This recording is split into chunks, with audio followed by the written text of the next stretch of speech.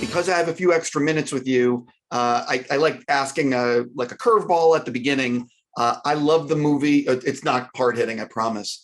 I love the movie Cloud Atlas, just love. And I wanted to know if you could share what it was like working with the Wachowskis on that, and if that film holds a special place in your heart. It definitely holds a special place. I mean, I knew when I got asked to do that movie, I would never in my career get to play in a movie and play 5 characters.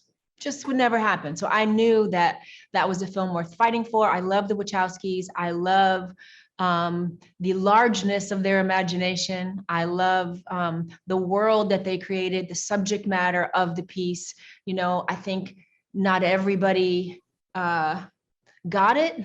You know, not everybody, it wasn't everybody's cup of tea, but it was certainly mine. And everybody that worked on it. So I think we were all thrilled to be a part of something that we knew would probably never happen again. Absolutely. The film's a masterpiece. So F all the people that don't like it, whatever. What I say? Oh, it's fantastic. So I'm curious, you obviously made John Wick 3 prior to doing Bruised. How did actually training for that role maybe help you in terms of preparing, playing this role? Well, I knew when I was training for John Wick, I knew that Bruised was coming. So I knew that it would be a 3-year period of just training. So I had to, what I had to learn for John Wick really had nothing to do with what I had to do for Bruised. But what it did do was it got me into the cycle of training and working hard and spending 3, 4, sometimes 5 hours a day in the gym. I learned about the importance of recovery and having the proper diet. And, I understood what the next 3 years of my life would be like. And so training for John Wick got me totally prepared for that. On what day of the shoot? I mean, this is such an ambitious project for your directorial debut. On what day of the shoot were you like, maybe I should have just done a romantic comedy? Never. I never had that thought. And I couldn't afford to have that thought. I had to keep believing that I was meant to do this. This was my passion and nobody was going to deny me. And I was going to keep putting one foot in front of the other and that I was going to see this through. I just had to keep telling myself that.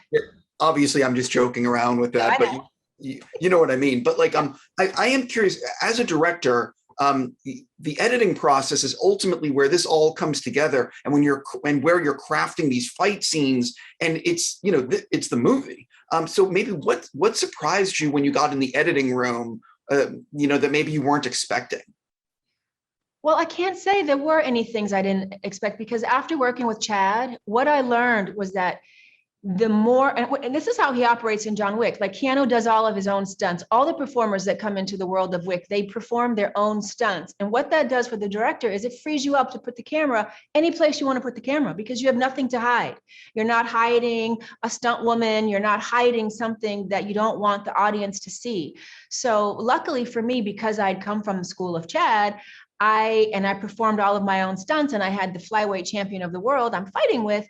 I didn't have anything to hide in the edit. I could put it together the way I wanted to put it together, because we did it ourselves. Did you end up having I like talking about editing. Did you end up having a much longer cut? You know what I mean? Oh yeah. My first cut was almost 4 hours. Like every director, because every moment was so important to me.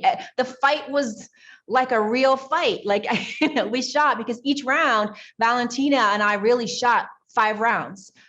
5 minutes per round. So I had a real UFC length fight on my hands. And so the first edit, I put it all in there because we worked so hard. And so little by little, we started to have to chop things down, and we had to shape a story that was palpable. But as a first-time director, and I think every director, you put your whole thing together the way you saw it in your head. And then you realize that's a bit indulgent and nobody's going to sit and watch that. And you need to start, crafting a different story from what you may have originally intended. What was the length where you're like, you have a director's cut and you're like, I don't know how I'm going to get this any shorter? Was it like 2.5 hours? You know what I mean? Yeah, it was probably at the 2.5 hour mark. I really thought I was done. And for me, I had cut so much out of it that I thought, I can't lose another thing. It's going to change my whole story. It's going to change.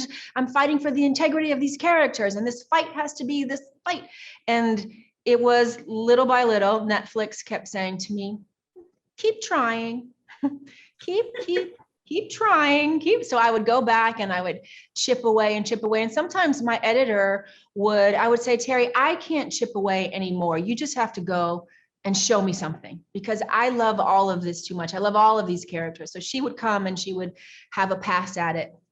And then I would have a nervous breakdown, and then I would come back around and say, okay, what parts of what you just did were good, and what parts do we have to put back in, because I just can't live without. And so it was a constant dance to get down to what Netflix wanted me to get to, was about a 2-hour film.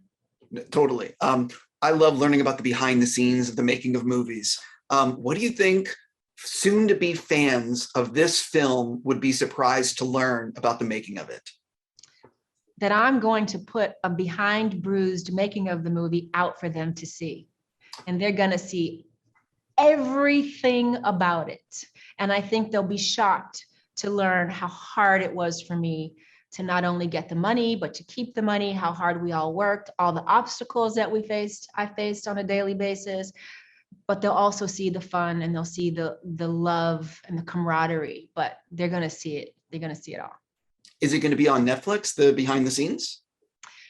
I'm still negotiating where it's going to be. So it'll be eventually live on Netflix as, I think, a sister project to this movie, like a sister piece. But where it's going to air first, I'm still in negotiations with where it's going to actually air first. That's all the time I have. Thank you so much. Congratulations. I hope you're making another movie again soon. Thank you. Thank you.